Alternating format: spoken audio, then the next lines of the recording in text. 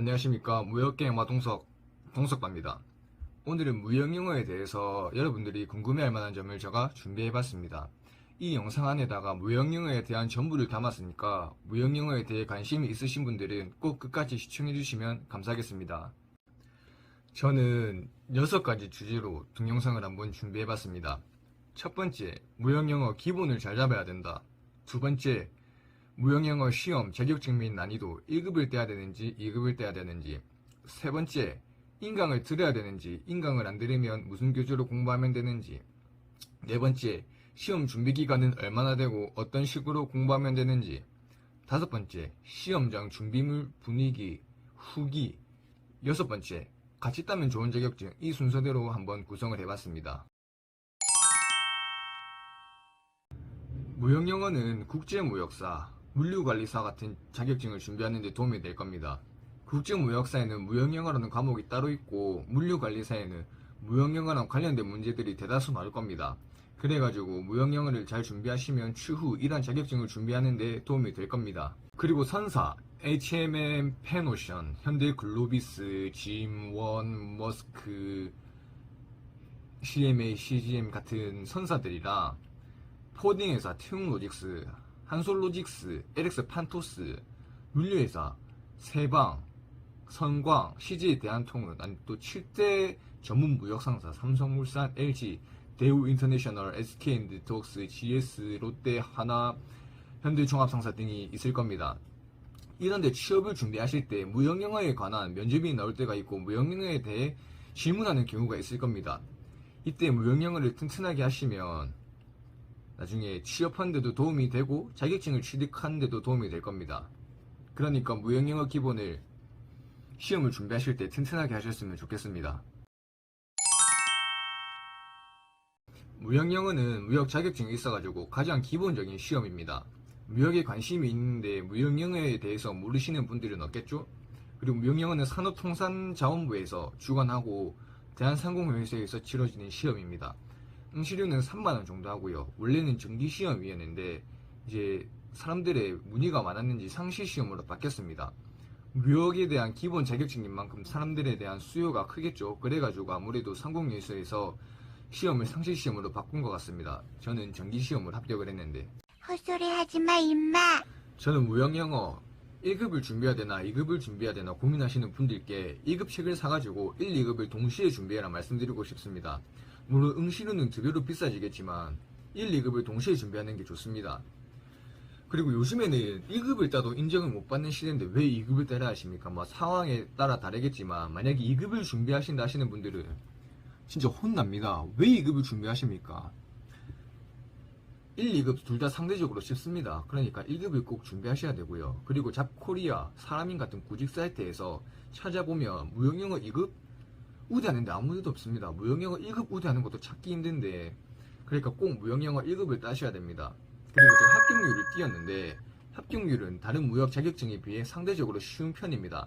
그러니까 마음속으로 큰 부담 갖지 말고 준비하셔도 될 자격증입니다. 뭐 난이도는 합격률 통계가 말해주겠지만 이게 가장 무역에 있어서 기본적인 자격증이기 때문에 다른 무역 자격증이랑 뭐 비교할 게 없네요. 뭐 유통관리사랑 난이도가 비슷하면 된다 생각하시면 되고요. 국제무역사보다는 훨씬 쉽고 원산지 관리사보다도 훨씬 쉽습니다. 그러니까 큰 부담 가질 필요 없이 그냥 열심히 공부하시고 응시하시면 취득할 수 있는 자격증이니까 마음속으로 부담 갖지 마시고 준비하시면 될 것 같습니다. 저는 무역학과입니다. 사람들은 생각할 겁니다. 얘는 무역학과니까 상대적으로 시험을 잘 준비할 수 있겠지, 쉽게 준비할 수 있겠지. 그런데 저는 1학년 때 논다고 허송 시간을 보냈고 2학년 때 군대 복학하기 전에 허송 세월을 보냈고 3학년 때 무역영어에 대해서 과목을 배웁니다. 그런데 저는 무역영어를 2학년 때 준비했습니다. 그러니까 약간 비전공자 상태에서 준비를 했다고 봐도 무방하겠죠. 근데 저는 무역영어 공부를 할 때 인강을 들어야 되나 말아야 되나 고민을 많이 했습니다. 근데 제가 선택한 결과는 인강은 듣지 말자였습니다. 왜 인강이 필요 없냐 결정을 내렸냐. 제가 네이버 카페에서 후기 같은 걸 찾아봤습니다. 그런데 인강에서 이론하고 기출문제를 중심으로 다룬다라는 말이 있었습니다. 어차피 공부를 할 때 이론 플러스 기출 문제를 중심으로 해야 되는데 왜 인강을 들어야 되지라는 의아함을 가지기 시작했습니다. 그런데 지금 생각해보니까 인강 안 들어도 될 자격증이라고 저는 생각을 합니다. 절대로, never, 절대로 필요 없습니다.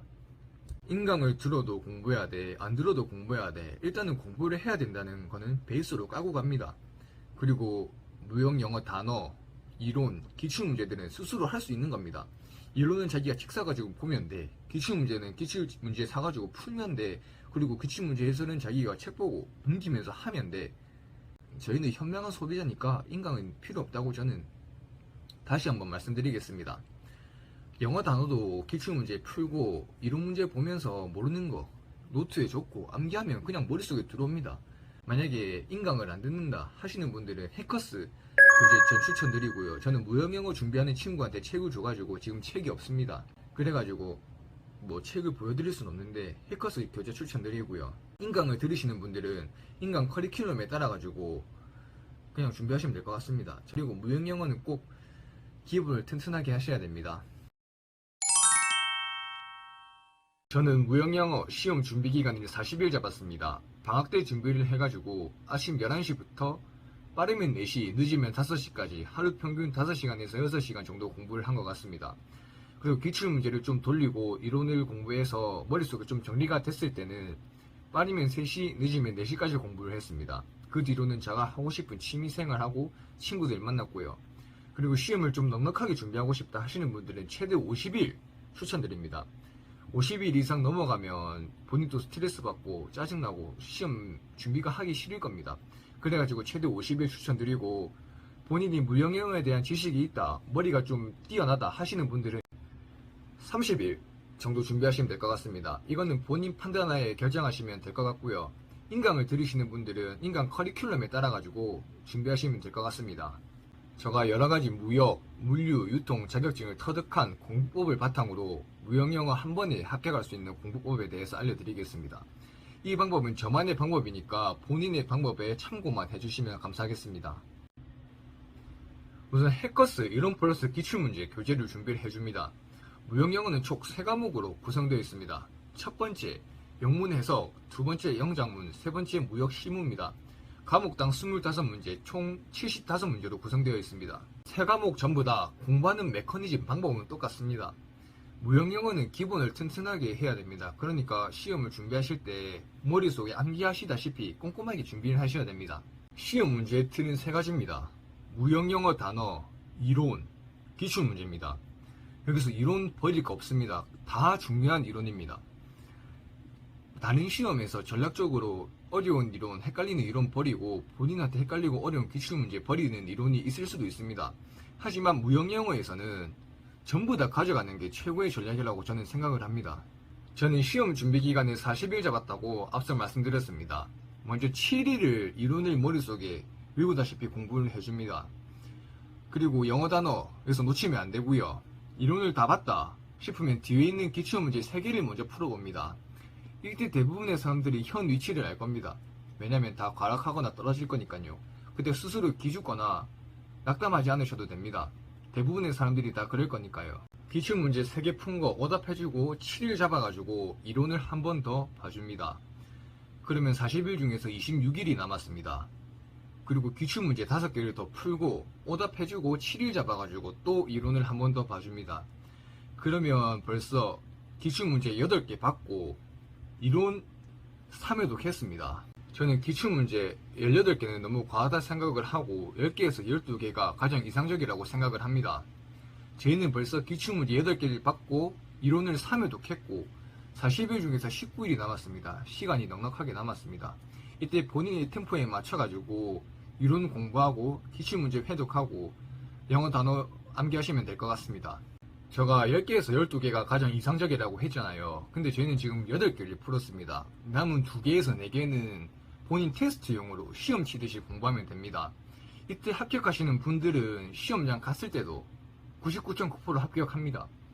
이렇게 공부하는 방법은 제가 무역, 물류, 유통 여러가지 자격증을 취득하면서 터득한 노하우를 바탕으로 공부법을 설명드리는 거지 참고를 하라는 겁니다. 이렇게 공부하라는 게 아니라 이렇게 공부하시면 무형영어뿐만 아니라 다른 자격증을 취득하실 때도 도움이 될 겁니다.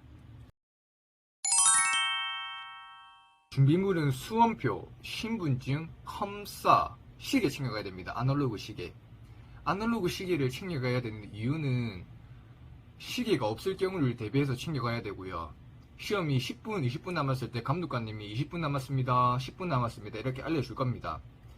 신분증은 시험을 치기 전에 본인인지 확인하기 위해서 가져가는 거고, 수험표는 본인 수험 변호에 따라 가지고 강의실이 결정되고 좌석이 결정되니까 꼭 출력해서 가져가야 됩니다.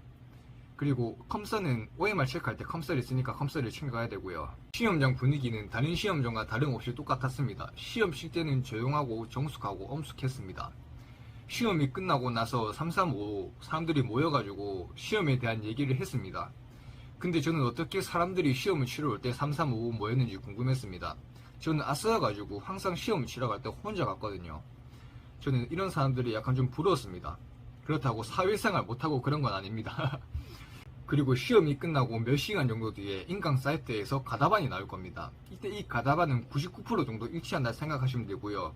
이때 본인이 시험에 합격했나 떨어졌나 여부가 나뉠 겁니다. 근데 제가 말씀드린 대로 공부하셨으면 아마도 99.9% 합격했을 겁니다. 시험 후기는 제가 공부한 기출문제, 이론, 영어 단어를 기준으로 90% 정도 나온다고 보시면 될 것 같습니다. 시험 칠 때 이꼴이 올라갈 겁니다. 그리고 나머지 10%는 공부한 것을 바탕으로 풀 수 있는 문제들이고요. 그리고 어려운 거, 안 본 거 나온 거는 그냥 버리면 됩니다. 이거 버린다고 떨어지거나 그러진 않을 거니까요. 이때 내가 공부를 잘했구나 라고 의심할 여지 없이 생각할 겁니다. 첫 번째, 국제무역사. 국제무역사는 무역영어, 원산지관리사랑 형제 자격증이라 생각하시면 될 것 같습니다. 국제무역사는 무역영어보다 난이도가 좀 많이 어렵고 좀 광범위한 내용을 다룹니다. 그래가지고 시험 치는데 어려움을 느낄 수도 있는데, 그렇다고 부담을 가질 자격증은 아니라고 생각합니다. 만약에 국제무역사에 대한 자격증 정보가 궁금하다 싶으면 제가 업로드한 국제무역사 영상 봐주시면 감사하겠습니다. 두 번째, 원산지관리사. 무역영어, 국제무역사, 원산지관리사 이거 세 개를 엮어가지고 기업에서 요구하는 경우가 종종 있습니다. 그래가지고 제가 형제 세트 자격증이라 한 거고요. 원산지관리사는 무역영어보다는 어렵고 국제무역사랑은 난이도가 비슷하다고 생각하시면 될 것 같습니다. 원산지관리사는 머리싸움, 암기싸움입니다. 저는 아직 원산지관리사 자격증은 없지만 추후 취득할 생각은 있습니다. 저는 그쪽으로 아직 취직할 생각이 없어가지고 아직 취직하지 않았는데 기회가 되면 취직할 겁니다. 세 번째, 유통관리사, 물류관리사, 보세사 같은 물류 자격증. 이러한 물류 자격증들은 무역영어랑 같이 취득을 하면 시너지를 발휘할 자격증입니다. 그래가지고 저는 이러한 물류 자격증도 추천드리고요. 이러한 물류 자격증에 대한 정보가 궁금하시면 제가 업로드한 영상 봐주시면 감사하겠습니다. 네 번째, 언어를 해야 됩니다. 뭐 스페인어, 영어, 독일어, 중국어, 일본어, 동남아시아어 뭐 이런 관련된 언어들 있잖아요. 해야 됩니다. 저는 그 중에서도 인도네시아어, 베트남어, 태국어의 3개 추천드립니다. 저는 토익이 930인데 영어 말하기를 못합니다. 그게 제 최대의 단점입니다. 영어를 말할 줄 알고 여기서 제가 동남아어, 인도네시아어, 베트남어, 태국어 중에서 하나 할 줄 알잖아요. 그러면 대기업 그냥 프리패스입니다. 만약에 자기가 자격증이 없고 다른 사람보다 뒤처진다 하시잖아요. 그러면 무조건 언어를 하십시오. 언어를 하면 그 갭 메꿀 수 있습니다. 왜냐하면 아직까지 그런 동남아어를 할 수 있는 분들이 많이 없으니까요. 그러니까 꼭 언어 하셨으면 좋겠습니다. 제가 준비한 영상은 여기서 끝이 났습니다. 제 영상 유익했으면 구독, 좋아요 부탁드리겠습니다. 유익하지 않았으면 싫어요도 부탁드리겠습니다. 여러분의 의견을 달게 받겠습니다. 저는 여러분들과 얘기하고 소통하면서 성장하는 유튜버가 되고 싶습니다. 무역영어 자격증에 대해서 궁금한 점 있으시면 댓글 남겨주십시오. 제가 꼼꼼하게 읽어보고 하나하나 다 답변 드리겠습니다. 시청해주셔서 감사합니다. 무역계의 마동석이었습니다. 여러분들 꼭 무역영어 합격하십시오. 파이팅!